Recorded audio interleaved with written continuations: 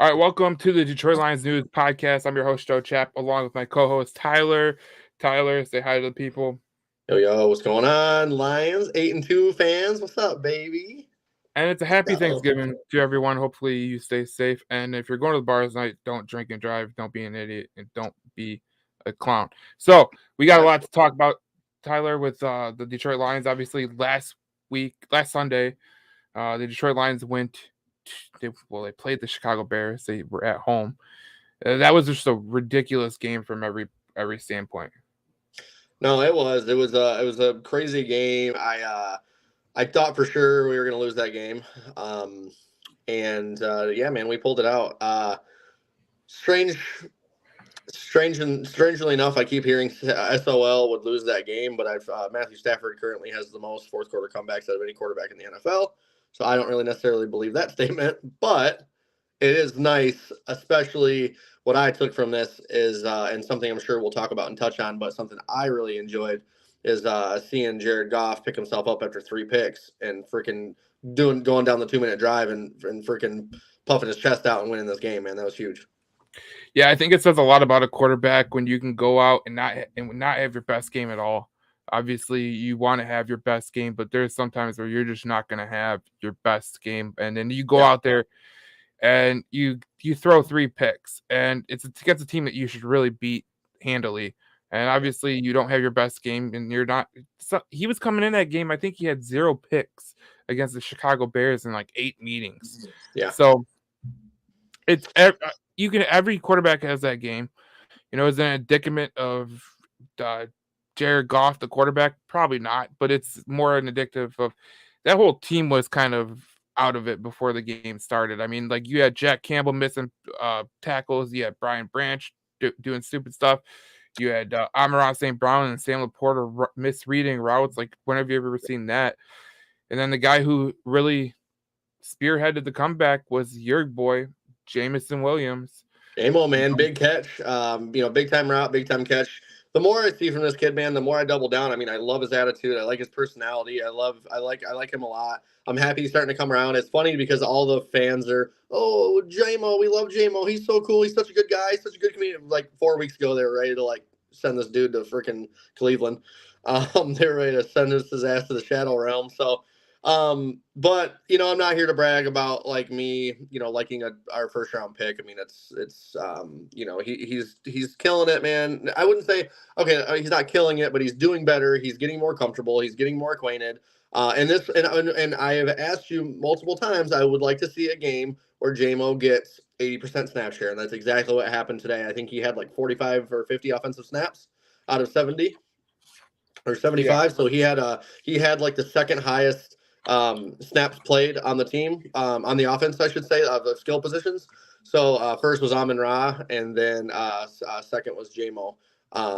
So that was awesome to see him get a nice feel for the game and get a chance to get comfortable in that. And that's exactly what I was hoping would happen. Like, couple catches, one over the middle, which was amazing, dude. I loved that because I really wanted to see him be able to catch over the middle, especially with those linebackers and safeties coming down. Mm-hmm. Thought he was kind of scared to do that for a while. Made an amazing catch over the middle, and then took the top off the defense and nice little 32-yard touchdown. So no, it was great to see.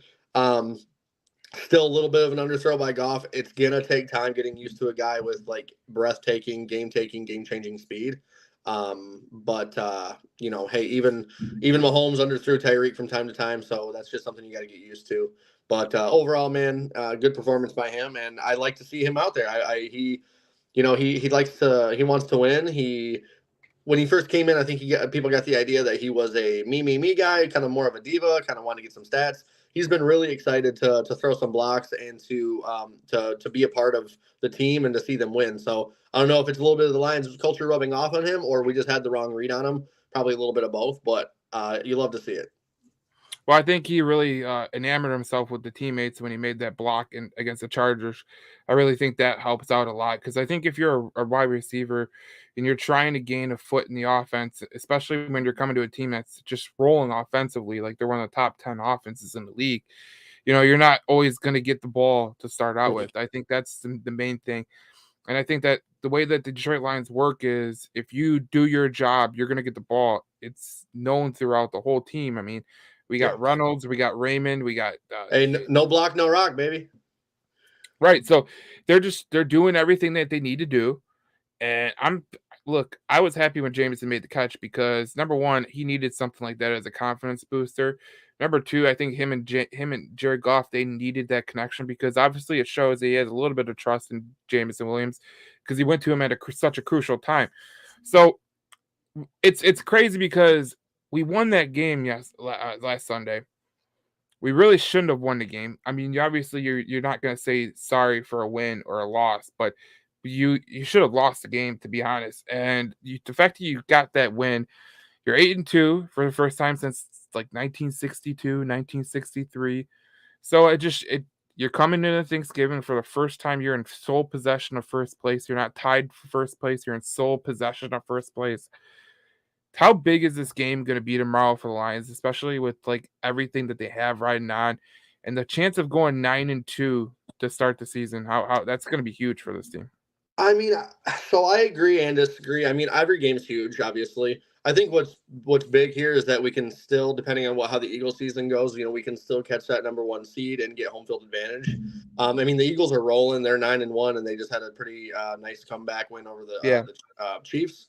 But see, I'm in a little bit of the opposite end of the boat too. Like if we lose this game somehow, um, I mean, it's not the end of the world because we've set ourselves up. We'll still be 8-3. We'll still be leading the division, which is nice. But obviously, you want to keep this momentum going. I think what's important to your point is that a game like this, good teams don't lose to bad teams that they shouldn't lose to necessarily. I mean, it happens from time to time, but like if you want to establish yourself as that upper echelon team and doing those things, you have to beat the teams that you should beat.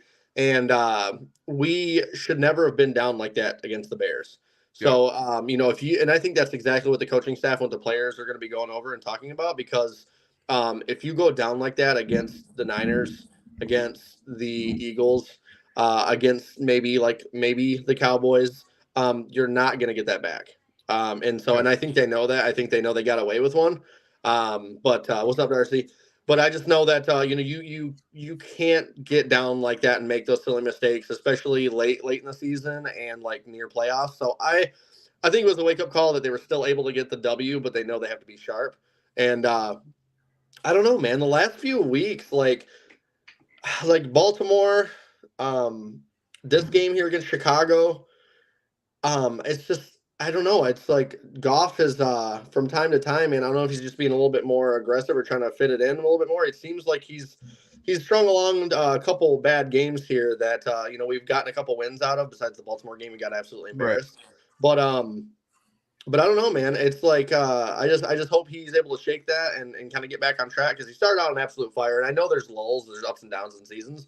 But even that Ravens game, I was like, man, is there like maybe something he's dealing with injury wise that they're not disclosing, or there's something that he's just going through mentally that they're not disclosing? Because just 2 out of the last 3 games, he has looked very, very unsharp. And I Yeah. and I got faith that he'll get back on track and kind of get it going again. So. Yeah, maybe it's something that there's the ups and downs of a But you season. see what I'm Maybe talking about, right? I mean, yeah, you kind of know. yeah, maybe he went through a little ups and downs. I mean, obviously, you would like to see him not go through that, but I think every quarterback goes through that at some point in the Yeah. season. But as we look at it tomorrow with the Lions and the Packers, I mean, you look at the defensive side of the ball for the Packers compared to the Lions. I mean, there's a key takeaway right here. If you are a heavy running team, you love to go against the Green Bay Packers. They're 28th in the league in rushing yards against. Passing yards are pretty damn good, but Jari Alexander's questionable, so that's that's a pretty decent thing. But you look at the third down percentage, they're pretty good, but you look at the defense compared to each other. I mean, there's not much separate. There's obviously some deficiencies on both sides of the ball, but I mean, with Jordan Love, I don't really expect him to have some big day passing, and Jaden Reed being out of tomorrow's game is going to be huge too. Yeah, and for all the people that said that Gibbs and Monty were not an upgrade from Swift and Jamal, you just don't know ball. So these dudes are both on pace to get about 1,000 yards each. And I mean, so your last two games, they're 46 hooping. attempts, 305, 5 touchdowns. That's 2 games. Yeah, That's 2 man. games. So, No, I David mean, Montgomery looks really good, man. He's definitely an upgraded version of Jamal. I was really happy with that move by Brad Holmes. And Jameer is finally hitting his stride, dude. Everyone was panicking after 3 or 4 games, and it's like, dude, do you know anything? If you know anything about football, I mean, a rookie running back in his first 4 games, you're not going to be able to tell what he's made of yet. I mean, there's obviously overreactions there, and he's hitting his groove, he's hitting his rhythm, and now what I was complaining about in the beginning of the year is coming to fruition about our rookies and our young guys that are fast and they're getting involved, they're getting acclimated, they're being put into the offense, and this is what I want to see, and it is looking good. yeah, I totally agree. I mean, here's the thing though. Like when I look at the offense compared to the Green Bay Packers, I mean, you look at their offense, they're not a really good offensive team. 21st in total yards, 21st in running. They can't run the ball. And the fact that Aaron Jones is out tomorrow, the fact that AJ Dillon is questionable, he's already hurt. Like, what are they going to do? 19th in passing yards, they're 20th in points. I mean, this is really going to become an arms race tomorrow because if the Lions can get out to a heavy lead, not just like a 5, a touchdown lead, or that maybe they get out to a 10-point lead, Right. I think that's insurmountable for this Packers team because they've shown a propensity to not be able to come back from big deficits. We've seen that in the first meeting at Lambeau Field. The Lions got off to a hot start and they buried them. Basically, the Packers had no shot. And we all know that the Lions there's this third quarter where they come out kind of lackadaisical once again. And you can't do that, especially What's up against this with team. what's up with Detroit teams in third quarters, man? I don't know. But, No. I don't know. There's always that 3 quarter stretch in the game where hey, you got to nut up or shut up. And I agree with you. I think the Packers. I still think that the Packers can be a team that can win and get things done, but they're just not clicking enough right now to be a threat to a team like the Lions. But if they made like a late season run and were able to get healthy and maybe sneak into that final 7th seed of the wild card, I wouldn't be totally surprised just because the NFC is kind of top heavy right now. But no, I just don't think they have enough to keep up, and I think that with our rushing attack and their poor run defense, this should be a game that we just keep running it down their throats. We've got another primetime game, well, whatever, if you want to call it that. We get Thanksgiving every year, It's basically a primetime game. but they get, another game to show what they're made of.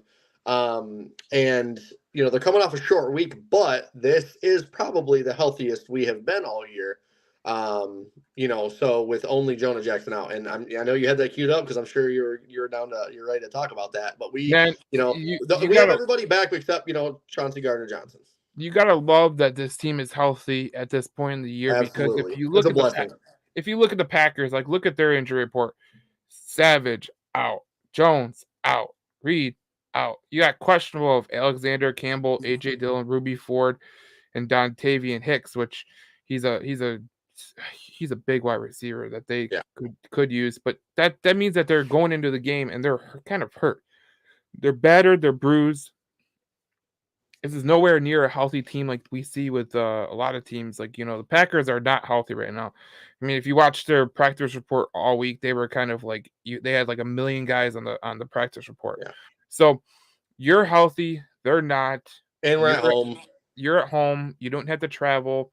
This is a good shot for the Detroit Lions to kind of get off on the right foot. And if we're being honest with each other, Tyler, this is a good chance for the Detroit Lions to actually have a game because they haven't had a game in a long time. I mean, you could say maybe Las Vegas. maybe Tampa Bay. I don't even consider Las Vegas an A game. I thought that was kind of like a C- game. Like they haven't played an A game since Carolina, maybe since Atlanta. Like that, those were the 2 A games. But you look at this team; they should be a lot better especially at home. I mean, they've kind of struggled. I mean, they like you said, we were talking about Goff with his turnovers. I mean, look at the team out with with the Raider game. Like they had the interception. I think they had a fumble. Like you don't win games like that. You're lucky that Right. Jimmy Garoppolo is kind of soft. But I mean, I'm just interested what you think. Like, do they need an A game this week? Because when you look towards the schedule, you're going to New Orleans next week. You're going to be playing um, the Broncos, who they look better than they have all season. Yeah. And then you set up your matchups with the Vikings and the Cowboys, which The reason I think we do, and I do agree with you. We're at a point, luckily, where a loss isn't detrimental, but I do think it is. I do think it is important to try to smash these guys and have a game, right? Have an A plus game and just beat their ass. And the reason is because at this point in the year, when you start to kind of get, I kind of want to almost say like a winner's fatigue, right? This last Bears game really tested them, and they went, oh shit, we have to win, we have to kick this into high drive. If we go into a position where we go in and we can kick the shit out of the Packers, it gives us a chance to be able to rest until that following, we get 10 days of rest, which is really nice. And also it gives you some juice, man. It gives you some momentum. You're like, okay, yeah, we're what we need to be. We're what we need to do. We had a really close one with the Bears, which I guarantee most of those players and coaches are more upset of how close it was than they are happy that they won. And that's good. That's culture. That's grit. Because when now, if you can go in there and you can smack absolute piss out of the Packers, you just kind of use rejuvenate and you revitalize the second half of your season. And it really just, like I said, it gets you your juice, it gets you going, it keeps you motivated, because now you're thinking, you're just more solidified in what you know that you can do and your talents and your abilities, and then now you kind of carry that a few more weeks, and then you want to have another A plus game near the end of the season, week 15, week 16, week 17, around that time, because you want to be able to carry that momentum into the playoffs. So I holy do think shit. this is a good time because it knocks off that midseason fatigue. And if we went out there and absolutely just smacked the Packers around, it would help The our the psyche Lions quite a need to bit. do what the Red Wings are doing right now. It's fucking the first period and it's 3-0. Oh my Hey, god, let's go. let's go. Who they Now playing? the New Jersey Devils, which is a pretty damn good team, so I didn't expect that. But okay, so we look at Goff with his numbers against the Packers: 1,300 yards, 10 touchdowns, 3 interceptions. Passer rating isn't where you want to go. The over/under for him tomorrow is 255.5 yards. He's hit that 5 out of 10 times this season. So if you really want to put a bet down, you could do that. I kind of almost like the under. I hate doing over under on passing yards because you never know with the Lions. But I do think that this is going to be more of a rush heavy game just because of Mhm. the way the matchups I mean, sit. So if you were gonna play this in a parlay or whatever, and you were, because you'll see my parlay later, I'll show that. But if you were to play it in a parlay, I'd put 225 alternate oh yards. yeah, absolutely, Yes, yeah. absolutely. So that's the way you want to go. Because It's Goff is a guy who could easily get in like the 240s, 230s, and like really like screw up a 255, but like yeah. still be efficient, on the grounds or He's hit on it the 5 out of 10 times this year, so it's a yeah. 50% shot. I mean, you would love to hit that over, but 255 yards is a lot. And I do agree with you. They're going to pass the ball. I think they're going to run the ball more, but I think he is going to get some passing touchdowns. So Absolutely, that's definitely. going to happen. But yeah, like you just said, like this, I would like to see the Lions have an A game tomorrow. I think this is a really good spot to be in. You're at Hmm. home, short week. It's harder on the Packers to come travel to Detroit than it is you just come play at home. Right. So this is a huge game from my standpoint, because if you can win this game, you're 9-2. Yeah. And we know the Eagles' schedule coming up. It's going to be it's a daunting task. I mean, they're not going to win all those games. So you want to stay just in this inside track of potentially having the number one seed, because if you have the number one seed, there's no one that wants to come play Detroit. No one that wants to come Right. play Detroit. They don't want to come into this Hornets nest. They don't want to come to Ford Field. This is the last place they want to be. I mean, we've seen Detroit hosting playoff games before. Well, it's been a while for some of the teams, but when they're good, when there's a reason to believe, the Pistons have sold out. They were loud. When the Red Wings were good, and even when they're on the cusp of being good, They sell out. That crowd is loud as hell, Yeah. and teams don't like to come in there. I can only imagine what it is going to be for the Lions because that's 66,000 people that are going to be like just boozed Well, up and ready to go. and you're talking about 66,000, 70,000 with standing room, probably Yeah. 70,000 people that have been waiting, some people their entire lives for a year like this, man. So we're gonna we're gonna come in there. We're gonna be excited. We're gonna. It almost seems surreal to me, man. And just to think, man, we've got all those receipts, all those people that were doubting Dan Campbell or doubting Brad Holmes or just doubting the team in general. I love this, man. It's so rejuvenating and it's so just refreshing. Because man, what a special year, and I still will never forget those first couple pods that we did together. Then we said, "Hey, man, this is really tough, but it's always meant to be year 3 or 4. Yep. This is a rebuild. We finally did it the right way. We tore it down to the studs. We did some trades. We got rid of some veterans. Like we did a full, true rebuild, which we needed so badly. And so many teams are scared to do that, but we suffered through because we didn't want to have another Matt Patricia, another Quinn Trisha failed rebuild. You're tired of these rebuilds after rebuilds, but it was never really a true tear it down and restart rebuild. Well, I don't We think finally got it together, and look at us now, man. What is it? Year Dan Campbell's 3rd year? Yeah. Yep. And, Well, and we're rolling. I don't think that we've gone through rebuilds before, but I've never believed in my heart of heart that this team had a general manager that could make the picks necessary to get you to a winning product. It's tough because NFL's a hard league. It's a hard league, but it's harder if you don't have the right GM because then you have to luck into picks. And I look at it like this: like when we saw the Pistons win a championship, we had Joe Dumars, right?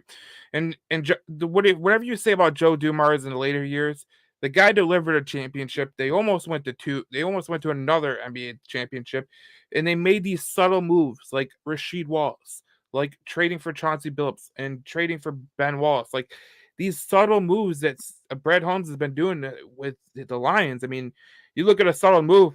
Look at Josh Reynolds when they got him from Tennessee on waivers. You look at Cleve Raymond. I mean, that was a guy that no one really expected to be anything, and he's been a huge player to the team pretty much.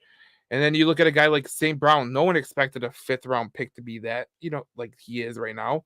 Like that's what I'm talking about. And then you add in a guy like Brian Branch. You add in a guy like Sam Laporta. Yeah. I mean, you finally have a general manager that you can believe in. You accept somebody's trash and Jared Goff too. Everyone, like you said, everybody viewed him as a throw-in. Like, no, man, that was our guy.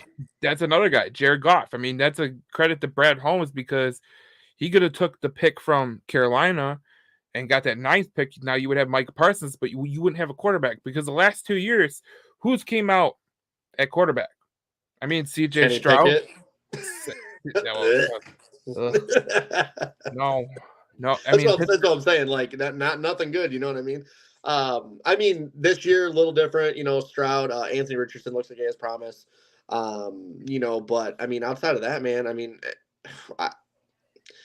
if we didn't make some of those moves, man, in this league, a couple missed opportunities like that, and you are a bottom dweller yet again. So, yeah, I think it's been a remarkable job by Brad Holmes, but also Dan Campbell, Chris Spielman in the front office. They've done a really good job. Yeah, Sheila's doing amazing. Of just getting this thing on track to be a contender. I mean, you're not just built for this year; you're built for the next couple years. Well, it's healthy because look what Sheila's doing. She's getting Colin back in the building. She's getting, she's getting guys like Glover Quinn around and talking with players again. You're getting guys, Barry Sanders, Chris Spielman. I mean, you're getting legends and people that have this kind of, this Lion family blood, man. And we're getting everybody involved again because Sheila decided to. That she's going to make make a real effort at this and be a really strong, good owner. I don't necessarily think, regardless of what people say, I don't necessarily think Martha was a terrible owner on purpose or anything. She just wasn't as involved and knowledgeable about the game. Sheila seems to be a lot more passionate and knowledgeable and willing to learn and wanting to get better. And it's really refreshing. Yeah, it's been great to have an owner that kind of really wants to learn and doesn't want to lose. That's the main thing. Like you can have an owner that wants to win, but do they have what it takes to you see a lot of owners get too arrogant. Like, I think you see that with Dallas. I think you see that with Indianapolis Jim where Irsay, yeah. yeah, well, Don't even get me started, man. well, Jeez. here, it's kind of a happy medium. Like if your owner is, willing to go into the back burner and let the guys who do the job be able to cook, that's where you're gonna go. So Yeah. it's gonna be an interesting thing. So I think that's what I like about this whole situation. Now, if you're betting tomorrow, I have something for you. I'm gonna put this out as a whole graphic to itself, but if you're betting tomorrow, this is the over-unders, and this is how many if the green is they've hit a lot of those. So usually I think it's 7 or 10, 7, 6 to 10 over. So they've hit 6 of the 10 a rush, for their over-under. So St. Brown was at 81.5, Laporta's at 46.5. They both hit that enough times this year. Josh Reynolds at 21.5, Raymond at 14.5. Those are pretty damn good numbers for those guys because Raymond, I mean, he can get 2 receptions to get 20 yards. I mean, that's just what he does. Jameson Williams, it's 21.5. That's a risky number, but I like that, dude. I like that. if you think he's going to get a deep shot, that's a good number because it's actually at a good Well, spot. if you get something like that in before they announce like Jair Alexander being out, and he ends up being out, that can be huge. And obviously you have Gibbs 27.5. I mean, you gotta put into account that he really didn't take off until recently. Yeah. If you're looking at Montgomery rushing yards, 67.5, he's hit that a lot. I think it's 7 out of 9 times. Gibbs is at 47.5. If you want to be a safe alternate rushing yards, 25 plus. Obviously, Goff 255.5. He's hit it 5 out of 10 times, so that's yellow. And then the team total is 27.5. They've hit that 5 out of 10 times. So if you really want to get risky, you can do that as well. But I like to put it out there because I know people like to gamble a little bit, especially on Thanksgiving. It's maybe make you some Thanksgiving money. So yeah, argue with your drunk uncle and throw a couple parlays together and let's go, baby. Yes, just so you could rub it in someone's face. Look, I made fucking $400 today because you're bitch ass. But that brings me to my parlay today. I'm interested to hear what you have to say, Tyler, because Absolutely. I know you dabble in it. So my parlay today is 225 plus passing yards for Jared Goff. Amon-Ra St. Brown over 83.5, but it changed to 81.5 as I made the bet as I was making this. Sam Laporta over 44.5 yards. Dave Montgomery over 69.5 yards. Jared Goff 2+ touchdowns. And Reynolds over 19.5 receiving yards because it changed to 19.5 as I was making this. Because if you look at this, it was 21.5 and it changed to 19.5. Yeah. I like everything on there. There's one suggestion I may have, depending on if the odds change much or they get better or worse. Laporta to me has just not been hitting his stride as much lately, which means he could either be due for a game or it could continue to kind of go that way. I think we've been taking a lot more shots to our receivers versus our tight end over the middle. And like I said, the last couple of games he just hasn't been where I wanted him to be as my fantasy tight end, and in the last 3 games he's kind of had some stinkers. So what I would suggest, if anyone's looking, if they're worried about maybe the Laporta over, is just replacing the Laporta over yards with the Lions -7.5. I mean, that'd be good. Even if you took Sam Porter, put 25 plus yards. Yeah. I mean, I think he'd hit that. I just don't. He hasn't. He started off the season so hot, and he just kind of hit a cold streak. And I'm curious if the game plan is changing a little bit now that we got JMO and Jameer a little bit more involved. There's just not enough targets to go around. I think Sam Porter's gonna have a game tomorrow. I really do. He needs one. He needs one to get on track. I just get that feeling that they're gonna do a play action, and he's gonna hit one down the field. That's my feeling. But I'm gonna make a couple parlays and see where we're at, and then that'll be good. Yep. So yeah, I hope he kicks it up, man. Like I said, he's my fantasy tight end, and I'm the first seed right now, and Joe Burrow just went down for the year. See, you're lucky because I mean, you want to be me, okay? I have Joe Burrow, I have Nick Chubb, Mark Andrews. Jeez, dude. So, I made a trade. So I traded Khalil Herbert and Odell Beckham for Josh Dobbs. Not bad. So not bad. I wouldn't have probably done it unless I absolutely needed it. But yeah, Burrow out for the year, and Josh Dobbs has been putting up some pretty nice numbers fantasy wise. So hey man, this is I'm the commissioner in this league. This is my 7th year doing it. And ironically enough, I've only been in the playoffs 2 times out of the 7 years, or 3 times, and I've never made it out of the first round in my own damn league. So this is my time, baby. First seed. We're gonna try to ride this out like the Lions and make our way to the Super Bowl and get us a dub. So here's the thing. I know you're pressed for time. How much time you got left? Well, I'll probably dip out here in a little while. I got some family coming up for the holidays. So. Yeah, I know. So you want to go 5 minutes, and then I'll take over for the rest? Yeah, that's cool. All right, because I want to get your score prediction. What's your score prediction for tomorrow? Yeah, so I'm thinking, if we go along the lines of a blowout, I mean, I'm thinking it'd be something kind of like, I'm hoping for like a 35-21, maybe like a 35-17. I'll say 35-21, or not 35, 34. Okay. We'll get a field goal. We'll get a couple field goals in there. I don't know. We don't like to kick field goals, but I'm feeling a little field goaly. So we'll say 34/35-21. I think we get some good touchdown. We put some points on the board. We kind of stay aggressive. And this is more of a what I want to happen versus like necessarily a prediction, but I think they can kind of go hand in hand. Like you said earlier, we need to have an A game. We need to shove it in their throats. It's our division rival. It's at home. It's Thanksgiving. Like the setting and the mood is just right for us to just have an offensive explosion. If this were a game where we could fuck around and score 40 or 50, this would be the game to do it. So let's do it. You know what I mean? Like it would be cool to kind of to flex on our division rival that has taken over our division for the past 30 years with Favre and Rodgers at the helm. So to get a little bit of revenge and just smack the shit out of these boys, man, would be awesome. I'd love it. So yeah, that's kind of where I'm at with that. I think personally, I think we get JMO more involved a little bit again. I think he might get another deep shot or two. And I just look for Goff to get right back on track and to reset and come into this game confident and be able to put some points on the board. And I just want to see this team steamroll the Packers, man. Being 9-2 for the first time maybe ever. I don't know. I'd have to look. You have to go but back I know 8-2 for the first time since '62. So I'd have to imagine 9-2 is probably sometime in the '50s when we won our last championship. So man, it's crazy because that's even a stat. It's crazy that we're watching something historical, man. How well they've been doing. It's crazy that they can go and beat the shit out of the Packers. That'd be on Thanksgiving because we've suffered some pretty stupid defeats from the Packers. So to give it back would be great. And the one thing I look at with tomorrow's game, like we were talking early in the podcast, I know this is like a bar heavy night, and so is Tyler going to the bar.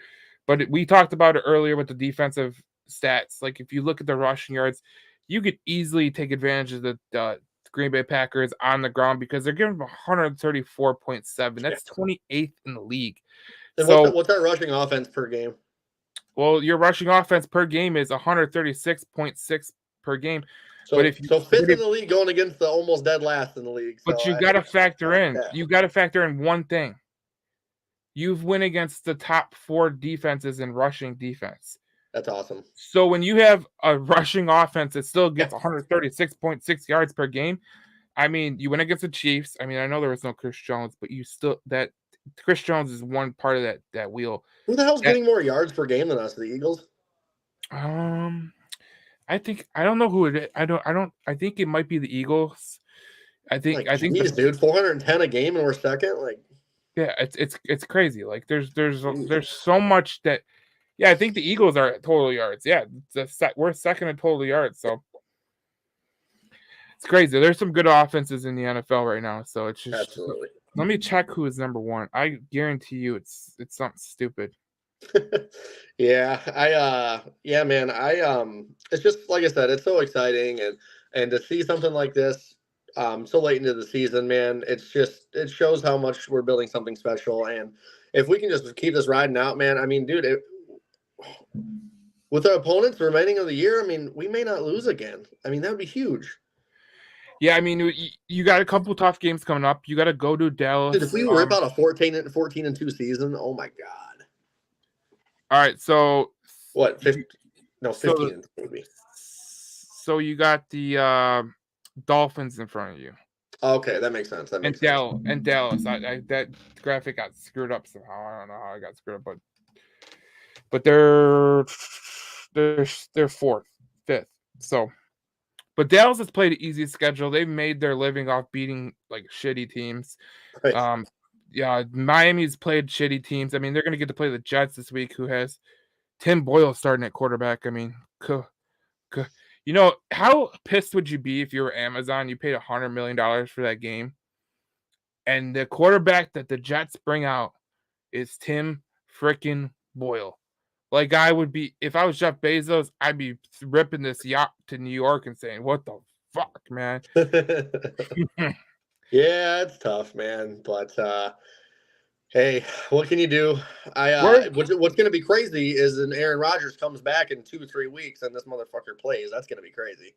if he did that, first of all, Aaron Rodgers, I don't even think he could survive behind that offensive line. Look, if we're going to be totally honest, I mean, like, Tim Boyle is not a mobile quarterback. Okay, Zach Wilson's more mobile than Tim Boyle, so I don't want It's to know. crazy he got pushed down to QB3, bro. It's like, damn, bro. Like, They really said, "Screw you, Zach. You're just an idiot." So you're done. You're done. I was like, when they pushed him down to third quarterback, I was like, man, that's Harsh.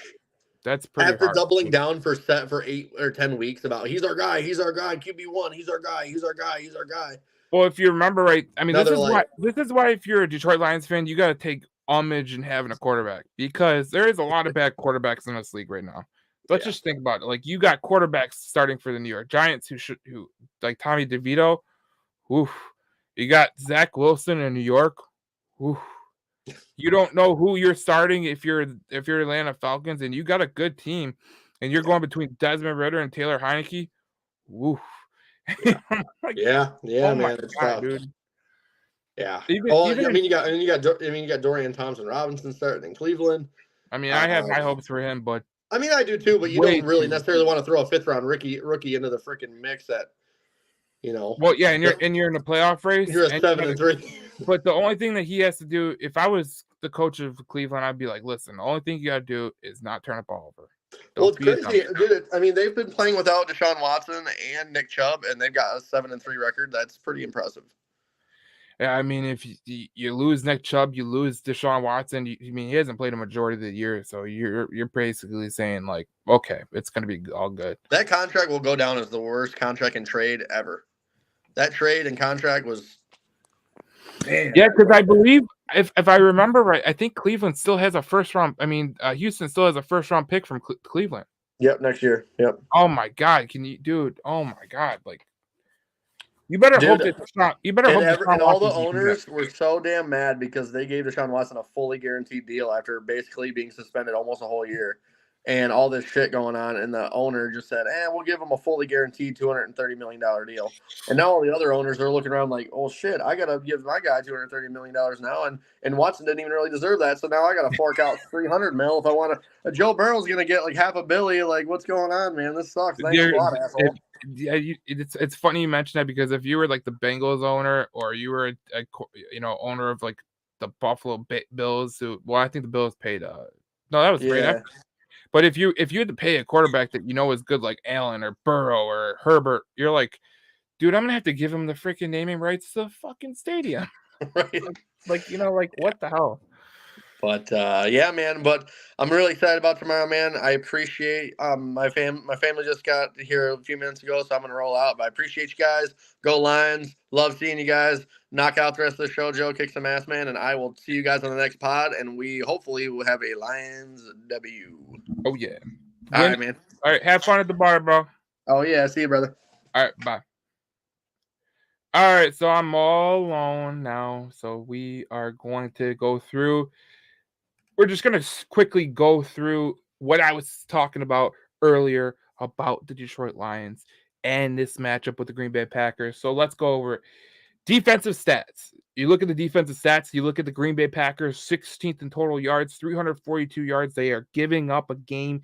The Detroit Lions are giving up 332.4 a game. They are 10th in the league. You look at the rushing yards for the defensive stats for the Green Bay Packers. They're giving up 134.7 yards. That's 28th in the league. Detroit has a top tier running game, so they can take advantage of that. You look at the other side of the ball for Lions, they don't allow teams to run. And I don't think the Green Bay Packers are going to run because if you look at their injury report, you have Aaron Jones, who is out. You have A.J. Dillon, who is out. Those are two of the running backs. You look at the defensive side of the ball, again, passing yards for Detroit, 16th in the NFL, 223.5 versus a passing attack. When teams attack the Green Bay Packers, it's 7th in the league, 193 yards, 0.2.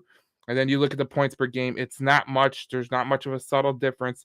20.2, which is 10th in the league for the Green Bay Packers, 22.9, which is 22nd in the league. That tells you the disparity and the difference of points that are getting shown in the NFL right now.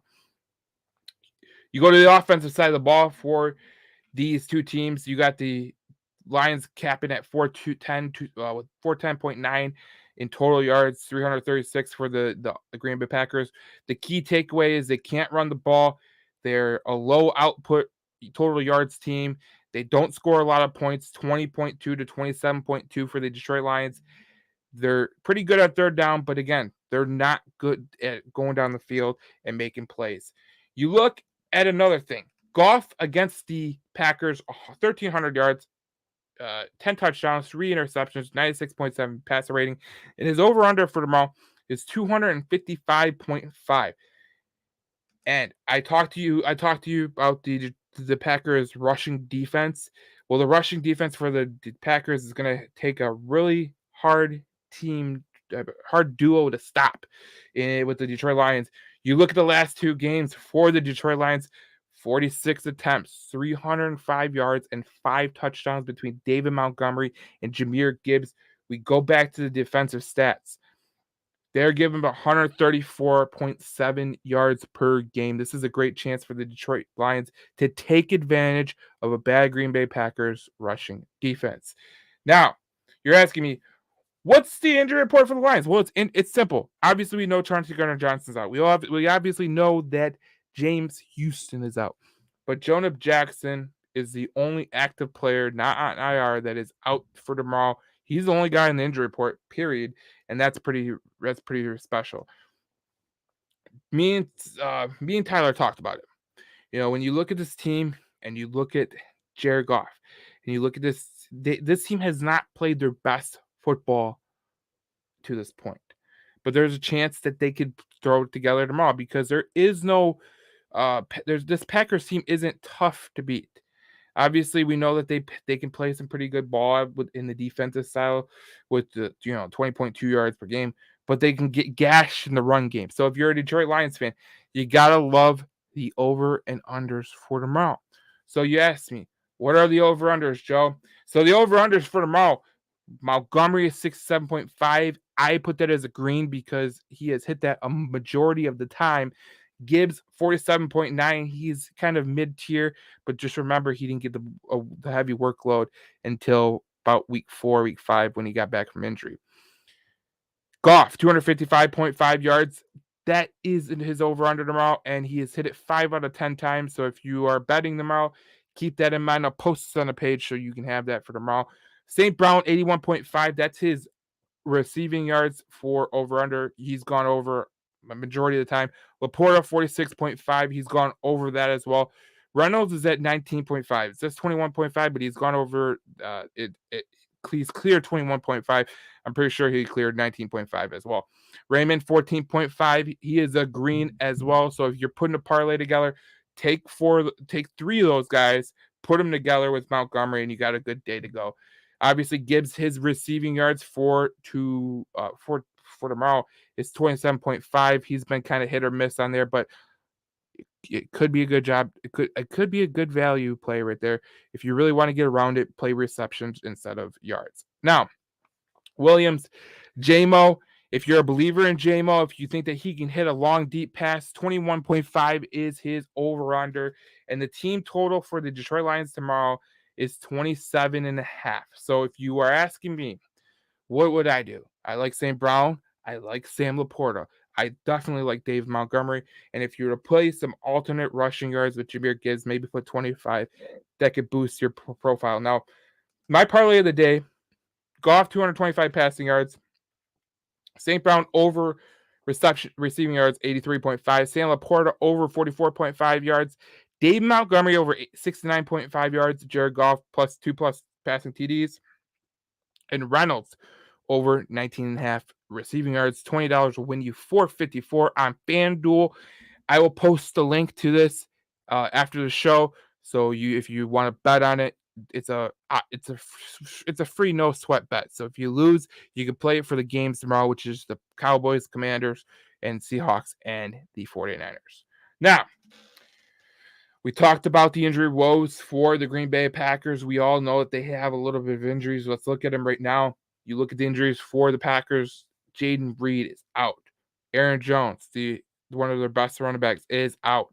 Darnell Savage, a key safety in that back end of the Packers defense, he is also out.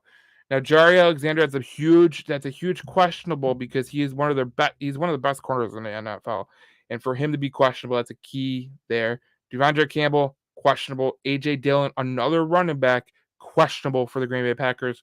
Ruby Ford and Dontavian Hicks are also questionable.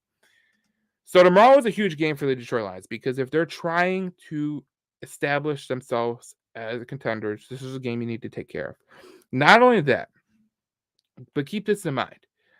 The Detroit Lions are in the hunt for the number 1 overall seed. If you look at the Philadelphia Eagles, they have a tough schedule coming up.